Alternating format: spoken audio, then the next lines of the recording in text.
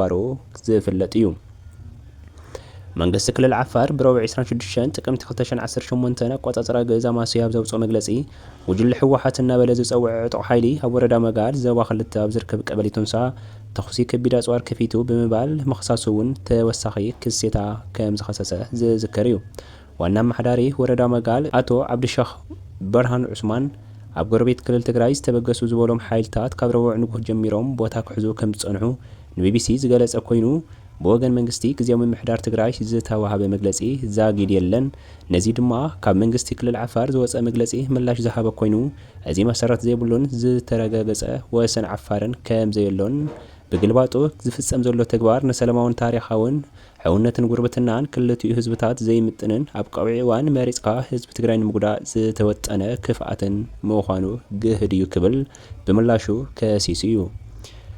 እዚ ወጥሪ እዚ ኣብ ዝዓርገሉ ዘሎ እዋን ድማ መንግስቲ ፌደራል ኣብ መዋሳኒ ዓፋርን ትግራይ ናብ ዝርከብ ወታደራዊ ናቁጣ ኃይልታት ትግራይ መጥቃዕቲ ዱረን ከም ዘካየደ ዝገለጹ ሓበሬታታት ወፂኦም ኣለዉ ከምቲ ዝግለጽ ዘሎ ኣብ ከባቢ ክልል ዓፋርን ትግራይን ደብዳብ ከም ዝተፈጸመ ምስሙዕ ዝገለጸ ብርጋዴር ጀነራል ገብረ እግዚአብሔር በየነ ወዳን ጥሩ ኣበይ እዩ ተኻይዱ በኸመይ ተኻይዱ ክንሪኦ ክብል ምስ ቢቢሲ ኣብ ዘካየደ ቃለ መሕተት እቶም ንሶም ዝመርሖም ዕጡቃት ኣብዚ ግዜ እዚ ካብ ክልል ዓፋር ወፂኦም ናብ ከባቢታት ትግራይ ብምእታዎምን ብዛዕባ እቲ ኣብ ክልል ዓፋር ዝካየድ ዘሎ ኩናት እኹል ሓበሬታ ከም ዘይብሉን ድማ ወሲኹ ዝገለጸ እንትኾን እቲ ብርጋዴር ጀነራል ኃይልታቱ ካብ ክልል ዓፋር ወፂኦም ናብ ከባቢታት ትግራይ ከም ዝኣተውን ናብ ትግራይ ኣብ ዝኣተውሉ እዋን ሰብኣዊ ጉድኣት ከም ዘውረዱን ንዝገለጹ ክስታት ዝምልከት እውን ሕቶ ቀሪብሉ ንሶም ኃይልታት ትግራይ ናብ ዓፋር ከኣትውን ከለዉ ኢና ዜርና ናብ ትግራይ ኣቲና ምክንያቱ ኣብ ዓፋር ክንዋጋእ ስለ ዘይብልና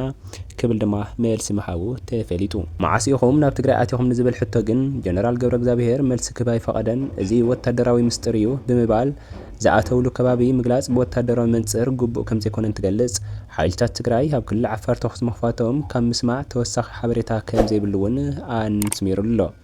ብጀነራል ታደሰ ዝእዘዝ ኃይሊ ናብ ራያ ክመጽእ እንከሎ ግጭት ነይሩ ናትና ኣብቲ ደቡብ ዓፋር እዮም ነይሮም እታ ናይ ታደሰ ምምጻእ ኣነ እውን ኣይፈልጥን ካሊእ እውን ኣይፈልጥን ኣብ መወዳእታ ወጋሕታ ኣብቲ ከባቢ ዶብ ኣብ ናይ ዓፋር ቦታታት ኣገደስቲ ቦታታት ስለ ዝነበራ ቀርቂሮም ናብ ኣመጺኦም ተኹሲ ከፊቶም ቀጺሉ ተኹሲ ዝኸፈቱ ቦታ ኣብ ናይ ዓፋር ቦታ ኣብ ዶብ እዩ ከጥቅዑ መኪሮም እቶም ናትና ተኸላኺሎም ቀልቢሶም ደድሕሪኦም ጸረ መጥቃዕቲ ገይሮም ዝተወሰነ ቦታ ከይዶም ነይሮም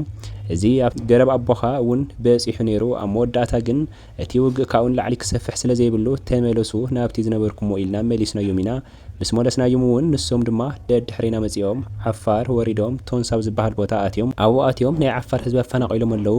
ብጣዕሚ ብዙሓት ቀበሌታትን ኣፈናቂሎምን ንሕና እዚ ከምዚ ዓይነት ናበይ ይመጽእ ከም ዘሎ ምስ ፈለጥና ገሊስና ምስ ኣሕዋትና ክንዋጋእ ዓፋር ኣትዮም ከዳምዩ ምሳና ክዋግኡ ስለ ዘይብሎም ንሶም ናይ ብዘይረኸቡና ቦታ ገሊስና ኢና ትግራይ ድማ ቦታ ኣቲና ኣለና ክብል ከም ዝገለጸ ተፈሊጡ ኣሎ ነቲ ኩነታት ዝገለጾ ዋና ኣዛዝ ሰራዊት ሓራ መሬት ወዳን ጥሩ ኃይልታት ትግራይ ናብ ቶንሳ ኣተናን ዝብል መግለጺ እኳ እንተሃቡ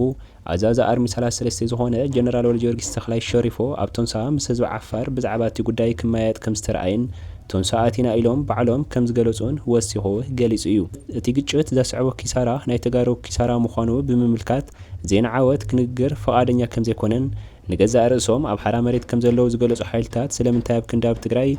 ዓፋር ኮይኖም ይቃለሱ ከም ዘለዉ ንዝቐረበሉ ሕቶ ድማ ካብ መጀመሪኡ ንሕና ኣብ ትግራይ ውግእን ምክያድ ትልሚ የብልናን ምክንያቱ ንሕና ዝወፃእና ኣብ ትግራይ መንበረ ሲኢኖምና ኣብ ትግራይ ተዛሪብና ክሰምዕና ዝኽእል ሰብ ስለ ዝሰኣናን ምዝራብ ሓጢኣት ኮይኑ ምዝራብ ድማ ምስዳድን ቤት ማእሰርትን ኮይኑ ጨኒቑና ኢና ወፂና እምበር ንዋግኦ ጸላኢ ወይ ኃይሊ ኣብ ትግራይ ስለ ዘሎ ኣይኮናን ዝብል ምላሽ እንትህብ ወሲኹ ድማ ኣብዚ እዋን እዚ ናብ ትግራይ ከም ዝኣቱ ብምጥቃስ ኣብ ዓፋር ጥራሕ ዘይኮነስ ኣብ ትግራይ እውን ክንቃለሲና ከም ዝበለ እውን ተፈሊጡ ኣሎ ጊዜያዊ መንግስቲ ትግራይ ኣብ ዘውፅኦ መግለጺ እዚ ብስም ሓራ መሬት ኣብ ዓፋር ዝርከብ ኃይሊ ኣብ ዝሓለፈ ዓመት ብተደጋጋሚ ምትንኻይ ክፍጽም ከም ዝጸነሐ ምክሳሱ ዝዝከር እዩ ህዝብን ጊዜያዊ ምሕዳር ትግራይ ግን ውሽጣዊ ጸገማትና ብልዝብ ንምፍታሕን ንሕውነትን ጉርብትናን ክልቲኡ ህዝቢ ክብሪ ብምሃብን እቲ ጸገም ብሰላማዊ መንገድን ብዘተን ንምፍታሕ ካብ ዘለዎም ዘይተኣደነ ባህግን ነቲ ኩነታት ካብ ምግላጹ ተቆጢቦም ጸኒሖም እዮም እቲ ጊዜያዊ ምምሕዳር ነባርን ውሕስን ሰላም ንምስፋን ሕጂ እውን ምስ መንግስቲ ፌደራል ዘለና ረክብን ምጉልባትን ውዕሊ ፕሪቶሪያ ብዘይውዓል ሕደር ንምፍጻምን ዘለዎ ድልውነት ድማ ደጊሙ ከም ዘረጋግጽ ዝገለጸ ላዕለዋይ አመራርሓ ሰራዊት ሓራ መሬት ትግራይ TPF ዝኾነ ጀነራል ገብረ እግዚአብሔር በየነ ወዳን ጥሩ ምስ ቢቢሲ ኣብ ዝገበረ ቃለ መጠይቕ እዩ ትማሊ ጥቅምቲ 28 2018 ዓመተ ምህረት ኣብ ከተማ ዓብዪ ዓዲ ኣጋምሸት ማለት እውን ሰዓት ሓደ ኣካባቢ ናይ ምሸት ዝኾነ ድምፂ ተሰሚዕ ብምባል እዚ ድምፂ ድማ ናይ ከቢድ መሳርሒ እዩ ኢልኻ ንህዝቢ ምድንጋርን ንህዝቢ ምንጭብርባርን ኣብ ዝተገበረ ነገር ኢሉ እውን ኣዛዚ ኣርምስሷ ካብ ዓብዪ ዓዲ ወፂእ ምሕዳሩን ኣብ ማሕበራዊ ሚድያ ዝተወዝዐ ሓበሬታ እዩ። ይኹን ደኣ እምበር ብኣጋጣሚ እቲ ዝነበረ ድምፂ ኣብ መዞርያ ዓብዪ ዓዲ ኣካባቢ ኮይኑ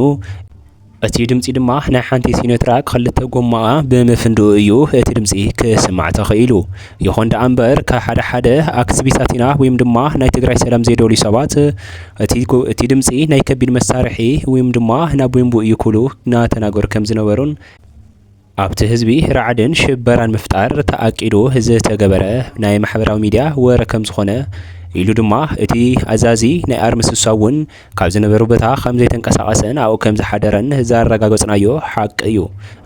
እምበኣርከስ ክቡራትን ፍትዋትን ተኸታተልትና ንሎማዓንቲ ዝበልናዮም ዛዕባታት እዞም ክትሰምዖም ፀናሕኹም ይመስሉ ነይሮም። ከምቲ ልሙድ ቅድሚ ምውፃእኹ ግን እዚ ቻናል ንኸዓቢ እዚ ቪድዮ ድማ ናብ ካልኦት ንኽበፅሕ ላይክ፣ ሼር፣ ኮመንት ብዓብዪ ድማ ሳብስክራይብ ከይገበርኩም ከይትወፁ ኢኹም።